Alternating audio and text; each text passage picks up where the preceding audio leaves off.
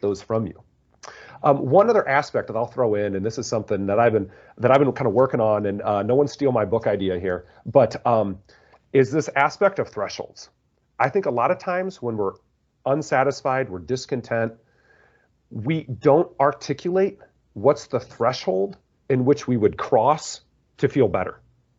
So it's easy to say the other job looks better, or the other marriage, or the other car, or the whatever, the grass is greener kind of approach. But I think a lot of times we just say, I'm unsatisfied, or I don't like this, or I'm not happy with this.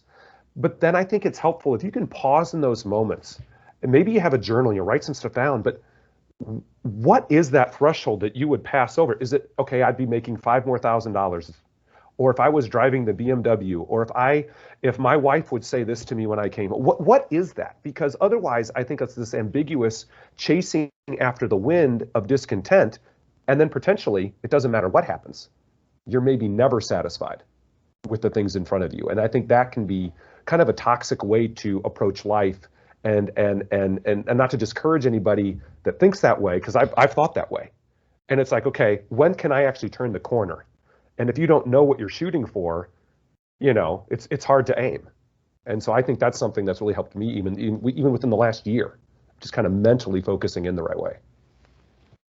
I love that. I think you got to look at the buckets in your life that matter, and yeah. You highlighted some, you got your faith, you've got, your significant other, your relationship, your marriage, you've got your family, your kids.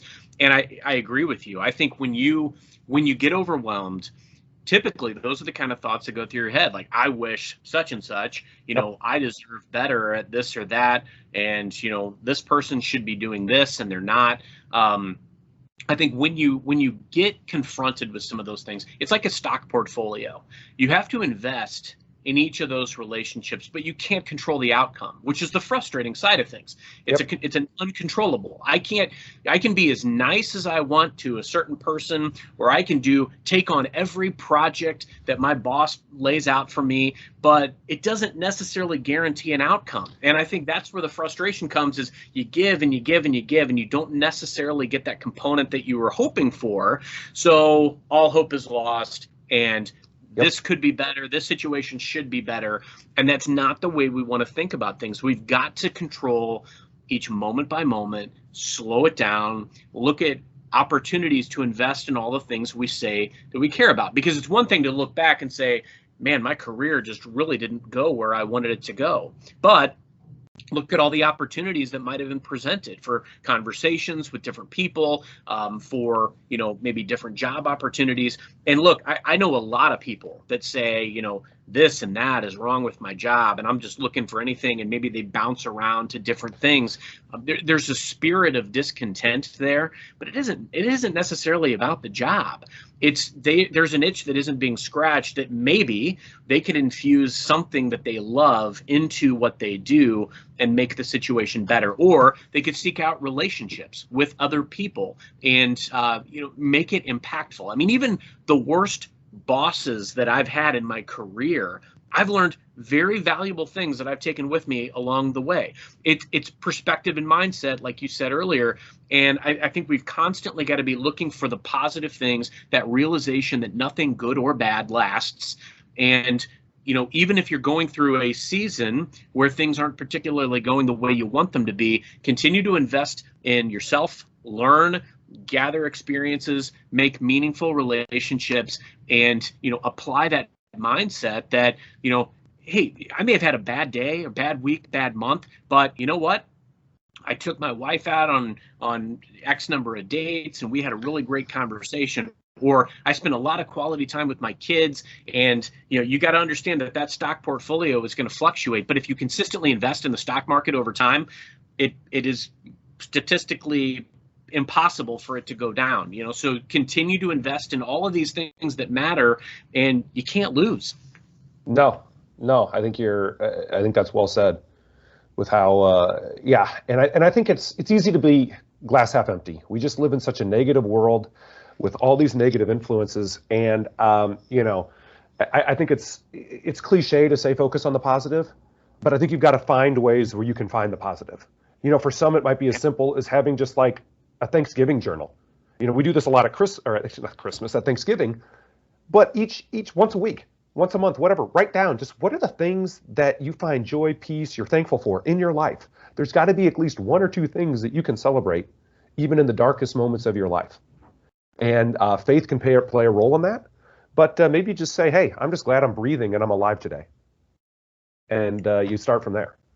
I like that a lot. I started journaling 20 years ago, mostly from a personal perspective, and it's always been helpful because it gives you the ability to look back. I mean, frankly, there's dynamics that have changed, or even just maybe people that I've lost along the way that you can reflect and you can look back on those types of things. I started journaling from a career perspective, and it was really helpful. I mean, we live in a day now where the expectation is often that we construct our own appraisal, or we at least have a hand in your appraisal being constructed.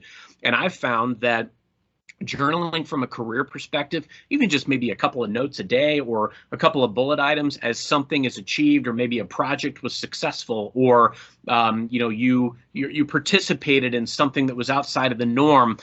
As you do this, when you look back and you're kind of constructing that narrative, whether you're constructing your appraisal, you're trying to get promoted, you're trying to get a raise, or you're even trying to make the case for why you should be able to get into a different project, or you're maybe trying to get a new job, those types of things are infinitely helpful to be able to not only look back and say, it'd be easy for, I think, any one of us to look back over the last year and say, man, it was a lost year. It was rough. It was tough. But because of some of the journaling that I did personally and professionally, it was a banner year. Now, one thing, obviously, from a personal standpoint, we welcomed a new child. And I had another book published, but just so many different things that I was able to do with my family, with my church, and with my career that was super impactful that I might have missed if I'd just taken a broad stroke over the last year. That if you're intentional about what you're achieving, what you're accomplishing, and what you're thinking about, it can really inform and make you feel good about your body of work.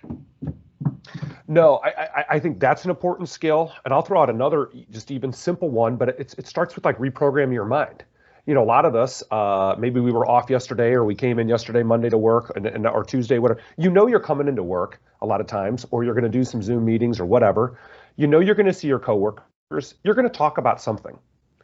I don't know. A lot of times I'm quick to be like, well, this weekend, something didn't happen.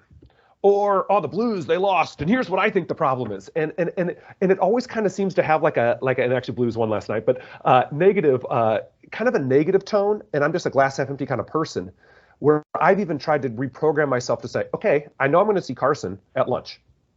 Okay, am I going to complain about what happened or didn't happen? Or could I even lead with a positive? And it's interesting, even without even doing it, just observing other people, a lot of people don't lead with a positive.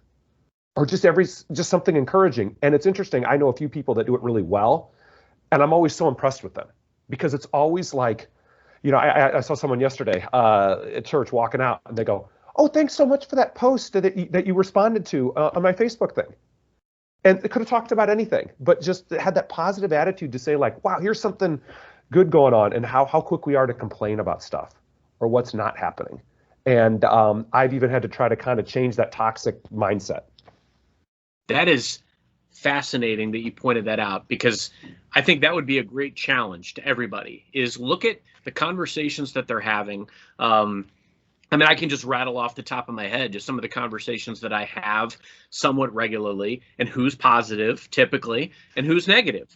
And yeah. I would challenge you to say, okay, if I know that somebody's going to lead with a negative, as an example, how could I take a positive approach? We're really, maybe it's a complimentary approach right out of the chute. Maybe it's, trying to celebrate even a small win in that conversation that sets the tone, makes it conducive for positivity. Because you can't force somebody to be positive, but you can certainly try to nurture the situation so that they have more of a, they're more prone to go positive. I also find it fascinating what resonates with people. Like somebody getting excited that you commented on their social post. Just some of the things people want to feel engaged. They want to feel valued. They want to feel heard. They want to feel included now more than ever.